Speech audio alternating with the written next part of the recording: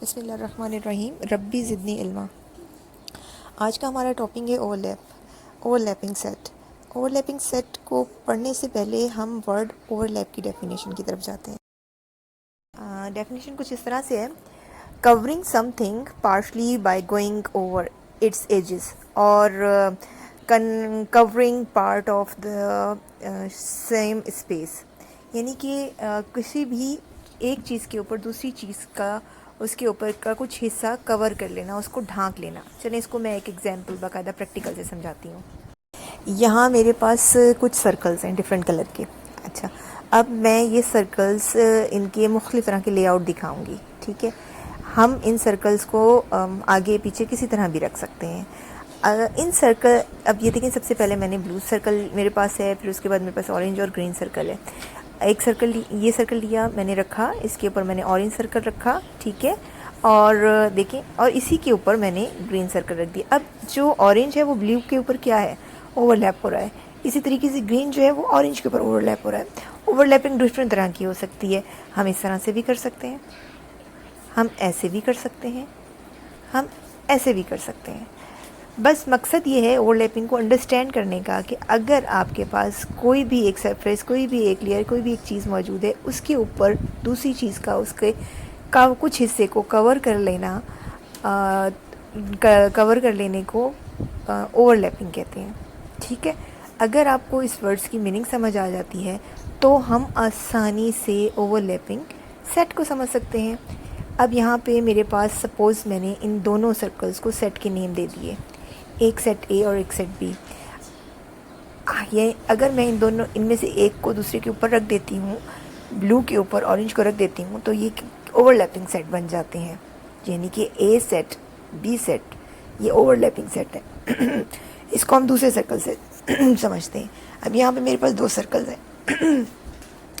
अगर मैं ये सर्कल के नेम रख देती हूँ, एक सर्कल को मैं कहती हूँ ए और दूसरे सर्कल को कहती हूँ बी। अच्छा, अब मैं ए सर्कल जो है उसको सेट तस्वुर करते हुए 8 सेट में कुछ कॉइन्स रख रही हूँ। मेरे पास 5 का कॉइन है, इसमें मेरे पास 2 का कॉइन है और मेरे पास 10 का कॉइन है। अब दूसरा जो सर्कल है उसमें मैं बी सेट तस्वुर करती हूँ और उसमें भी मैं 5, 2 और 1 का कॉइन रख रही हूँ। अब सेट्स जब होते हैं मैथ्स के तो वो कैसे ओवरलैप होते हैं? ओवरलैपिंग तो हमने समझ ली कि क्या होती है, लेकिन मैथ्स में ओवरलैपिंग सेट किस तरह से बनते हैं, किस तरह फॉर्म होते हैं। तो अब आप ये देखें, यहाँ पे एक ए के ऊपर बी ओवरलैप हुआ है और उसके अंदर जैसे ही एक एरिया बनता है सेंटर का, उसमें हम इनके इक्वल सेट रख रहे हैं। देखिए, वहाँ से 5 दोनों में कॉमन था, 2 दोनों में कॉमन था, मैंने एक जगह करके रख दी हैं। इसे कहते हैं ओवरलैपिंग। ठीक है, तो अब हम इस तरह से एक और भी करते हैं। एक और एग्जांपल देखते हैं। मेरे पास यहाँ पे देखें कुछ लेटर्स मौजूद हैं। मैं इन लेटर की मदद से कुछ वर्ड्स बनाती हूँ। ठीक है, सबसे पहले मैं बना रही हूँ POT, पॉट। ठीक है, अब इसके बाद दूसरे में मैंने रखा MET, मैट। ठीक है, अच्छा, फर्स्ट सर्कल को मैंने सेट ए का नाम दिया है, सेकंड सर्कल को मैं सेट बी का नाम दे रही हूँ। ठीक है, अब इनको आपस में ओवरलैप करेंगे। ओवरलैपिंग में आपको पता है कि जब सेट्स होते हैं तो उनके एलिमेंट्स आपस में एक दूसरे के साथ ओवरलैप होते हैं। यहाँ पे मैं कॉमन सेट्स आपस में ओवरलैप कर रही हूँ, सेट्स की कॉमन एलिमेंट्स ओवरलैप कर रही हूँ। देखें, उस सेट में से मैंने टी और इस सेट का टी आपस में रख के ओवरलैप कर दिया है। आपने देखा एलिमेंट्स भी ओवरलैप हुए हैं एक दूसरे के ऊपर। अब हम इसको लिख के देखते हैं। अब हम लिखते हैं और ये देखें, हम सबसे पहले मैं लिख दूँ ओवरलैपिंग सेट। ये बहुत आसान है। इसकी जो मैंने एग्जांपल पेश किए हैं आपको बहुत अच्छे तरीके से, मुझे लग रहा है कि समझ आ चुकी होगी। बस अब रिटर्न में लिखते हैं तो आप फ़ौरन कहेंगे ओह वाह, ये तो बहुत आसान था, हम काम का परेशान हो रहे थे। तो आइए अब हम इसको लिख के देखते हैं। अब मेरे पास एक सेट है R। ठीक है, सेट R जो है उसको, चलिए मैं यूँ करती हूँ, इसको असल में डिस्क्रिप्टिव फॉर्म में लिख देती हूँ। तो इस अच्छा चलिए, पहले सेट R डिस्क्रिप्टिव के बदले मैंने इसको टेबुलर फॉर्म में लिखा है 1 2 3 4 5। और मेरे पास एक और सेट है, ये है सेट S। सेट एस में हम मेरे पास जो हैं वो हैं 4 5 6 6 7 8 9। ठीक है, अब आप ये देखें कि मेरे पास एक सर्कल है यहाँ पे। ठीक है, अब इस सर्कल में मैंने इसको नाम, यहाँ पे मैं सेट आर रखूँगी सर्कल के अंदर। और सेट आर में पढ़ें क्या क्या नंबर मौजूद है, 1 2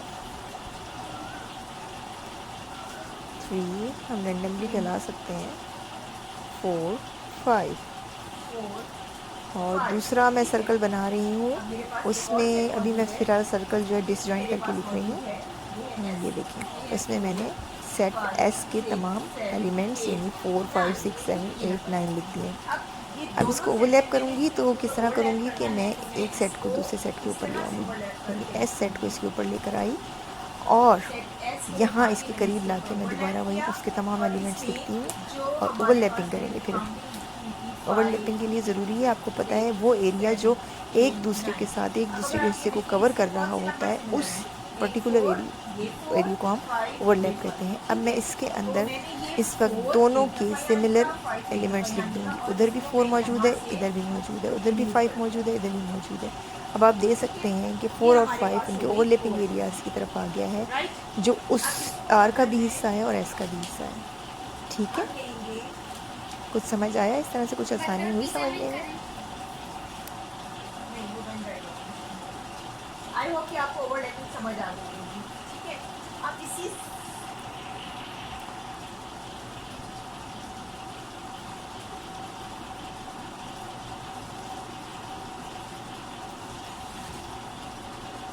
यहाँ मेरे सामने एक एग्जाम्पल है। मेरे पास एक सर्कल है जिसे सेट पी कहा है, दूसरा सर्कल है सेट क्यू का है। ये दोनों आपस में ओवरलैप हो रहे हैं। ओवरलैप आपको पता है उसी जगह को कहते हैं जहाँ पे दोनों एरियाज़ आपस में टच कर रहे होते हैं। एक एरिया, एक की सरफेस दूसरी की सरफेस के ऊपर होती है।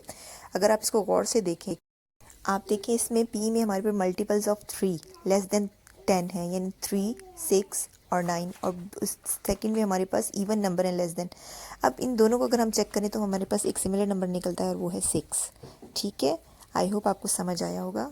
अच्छा, आपको वीडियो पसंद आए तो ज़रूर इसको लाइक कीजिएगा। जाने से पहले मैं ज़रूर कहूँगी कि वीडियो को सब्सक्राइब करें और बेल आइकन का बटन ज़रूर दबाएं। अपना ख्याल रखें, अपने गिरदो नवा का ख्याल रखें।